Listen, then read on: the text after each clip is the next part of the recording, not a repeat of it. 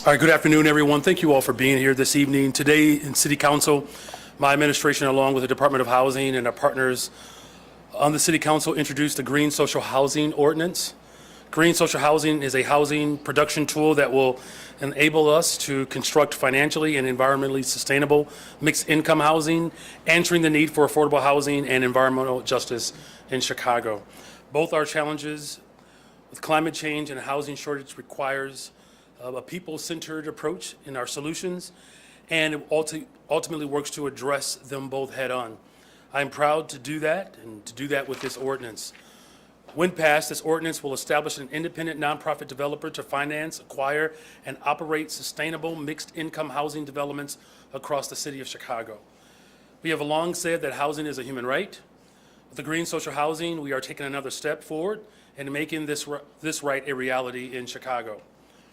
This nonprofit developer, the Residential Investment Corporation, will transform how the city builds housing and add a critical new tool to our toolkit that works with or without federal subsidies. This is especially timely as the Trump administration slashes HUD and threatens life-saving federal programs that Chicagoans rely on every single day. Chicago is not going to sit idly by. We are taking the lead here at home to build affordable mixed-income housing, eradicate the housing supply crisis, and achieve environmental justice for all of our families. This ordinance upholds a promise my administration made last year when we passed the Housing and Economic Development Bond. That bond included an allocation of $135 million to create a new, low-interest, green social housing revolving loan fund. Importantly, because this program will be funded by that bond, it does not require ongoing future appropriations or pose any new challenges to our city budget.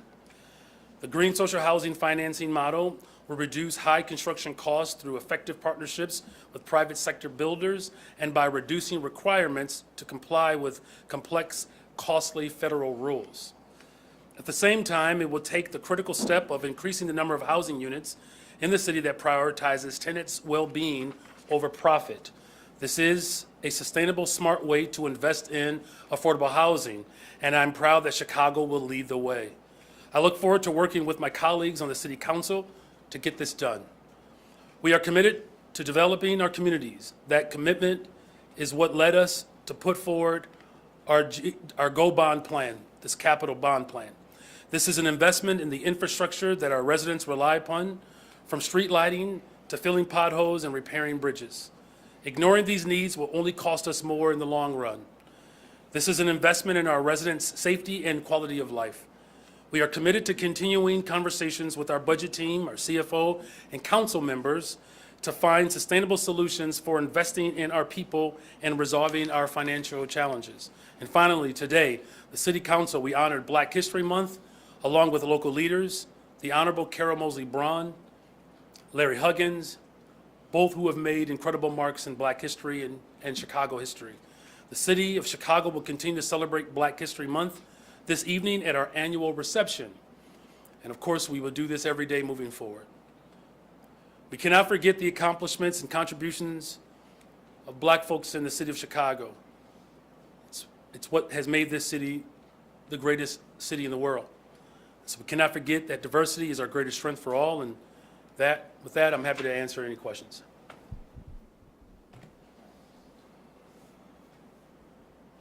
Hi, Mayor.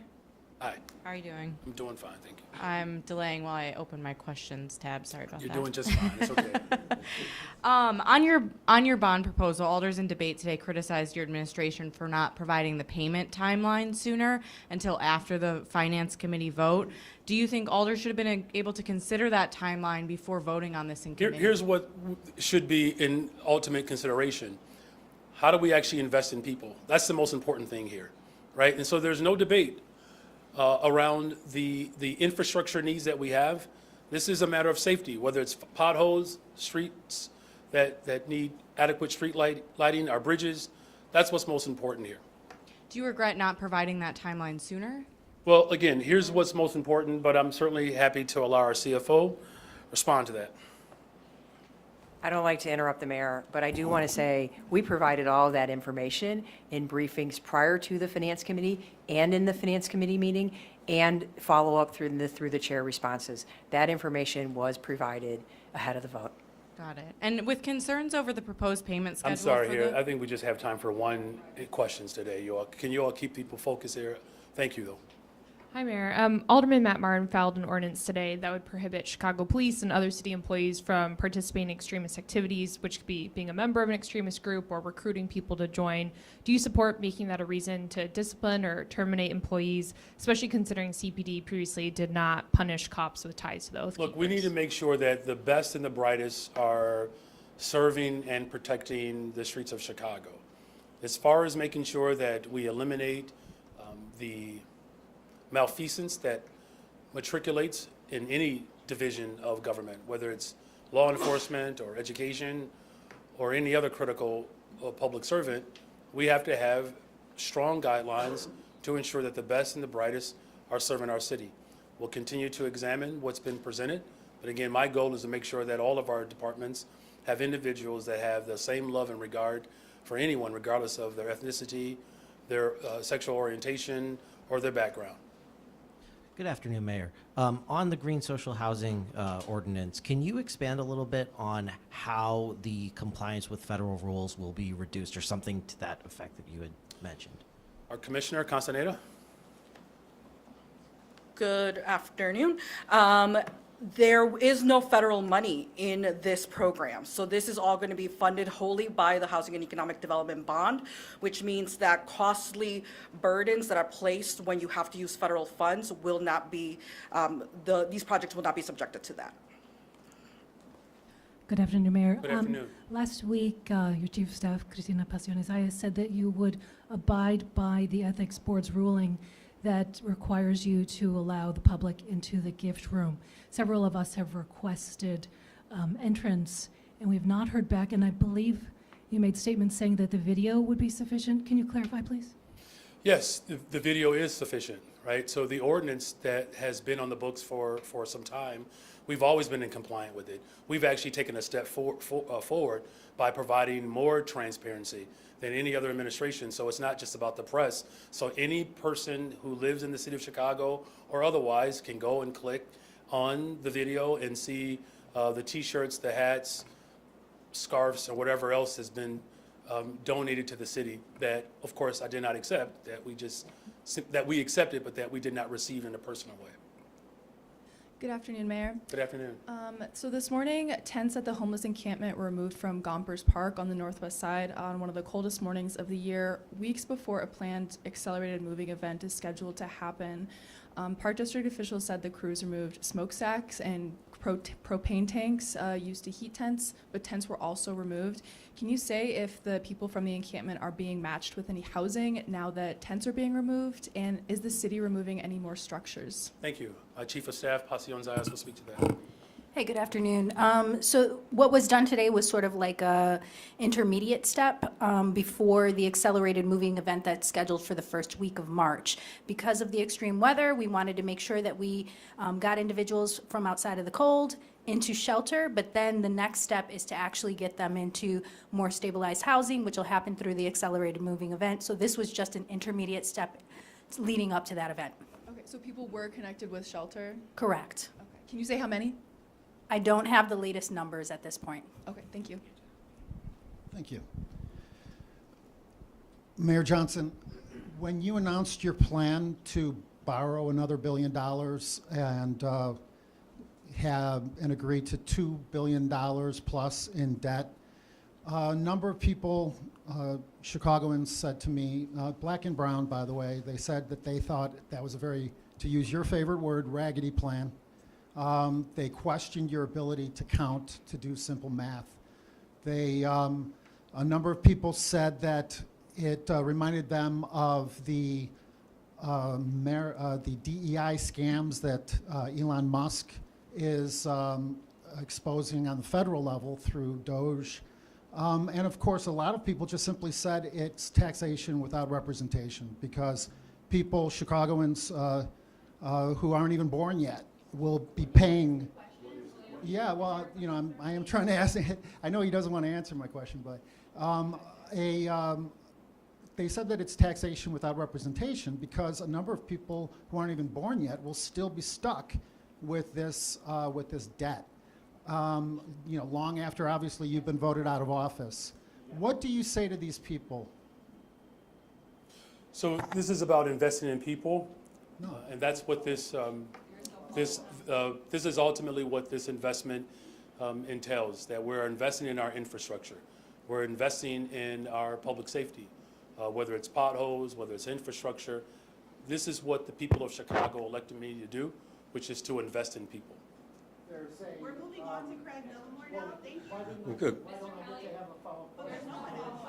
Good afternoon, Mr. Mayor. All right, if you say so. What tweaks, if any, are you going to make in the payment schedule for the bond issue? Are you going to make any changes? There's already, it's a good question. There's already flexibility within this structure. I'll let our CFO speak to that. Sure. The bond financing plan that was put forward was what we sort of call most conservative financing plan, so the most expensive. It was not aggressive in nature.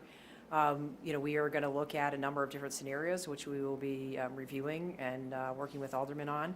But the ordinance provides flexibility as far as how the bonds will get financed, and which is standard for all of our bond ordinances. And we have the ability to sell the bonds based on what market conditions are and what is most advantageous at the time. Hey, Mayor. Hey. Were you aware of the allegations of bullying surrounding DK's Commissioner Clinay Hedspeth, and do you believe they warrant any action? So I don't discuss personnel issues. Hi, Mayor. Hi.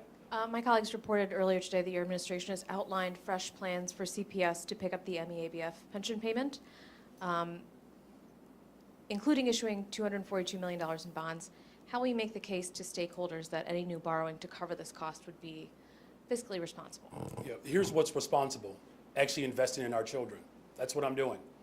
Now, look, I know that there has been dreams in the past about having an administration that actually believes that we have to fully fund our schools. I wholeheartedly believe that. And we will continue to make sure that those individuals who show up to work every single day that retire, that we are also protecting their retirement, right? That's important, right? We know what it looks like when we don't pay into our retirement. That's why we are course correcting now. The provisions that we have put forth are setting ourselves up to not only stabilize our retirement, but to save the taxpayers $2 billion, over the life of these next few years.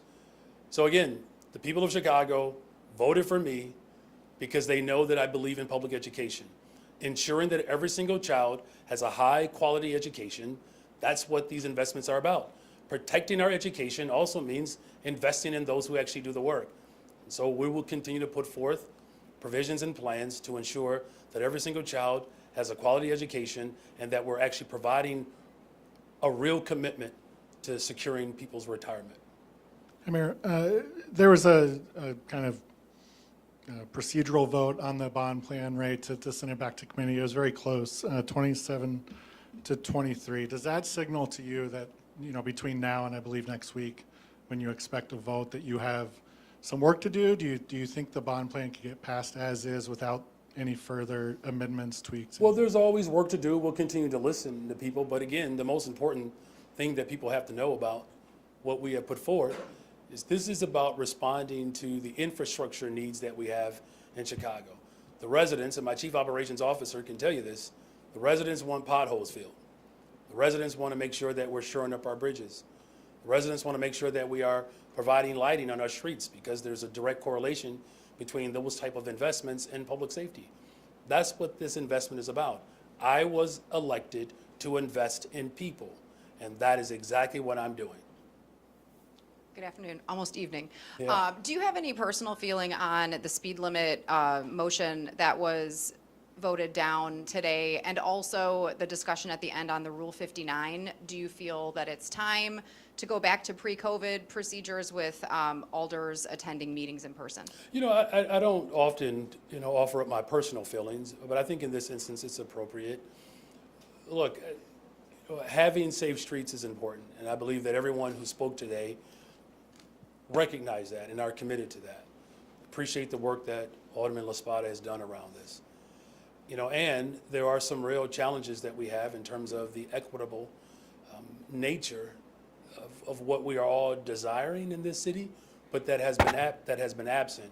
So my personal feelings are, we have to address the inequities that have existed in our city for too long, and there's work to do that, while also ensuring that we are providing safe streets and passage for pedestrians, bike riders, other people who drive cars. Look, traffic death is real. It's gut wrenching, and anything and everything that we have to do to ensure that our streets are safe, those discussions have to be urgent, while also recognizing that unfortunately our city has had a long history in how the distribution of certain laws have a different impact depending on where you live. Hi, Mayor. Hey. I'm all the way back here today. I wanted to ask you about the $27 million that's going to the family of Angela Parks. She was killed by a driver fleeing police. There's been a lot of discussion about CPD's pursuit policy. Do you believe that pursuit policy is where it needs to be? Or do you agree with some folks like Alderman Riley and others who think that that pursuit policy is too restricted and should be loosened? Well, look, I think all of us are still grieving and are deeply horrified by what happened to this person. And to have your life altered dramatically and then ultimately lost it's a painful reminder of why we have to put forth policies that reduce those circumstances from occurring.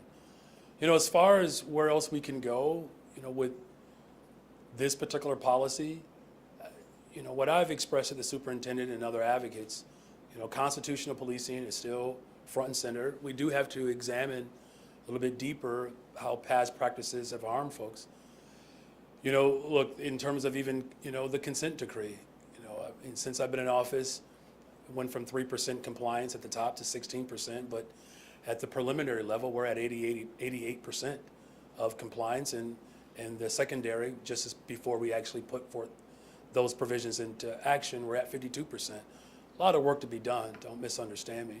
And to the extent in which we can keep people safe with constitutional policing, that is the ultimate goal here. So that's where my focus is going to remain, ensuring that the type of policing that has to happen to repair trust, while also moving towards what we've been working on, driving crime down.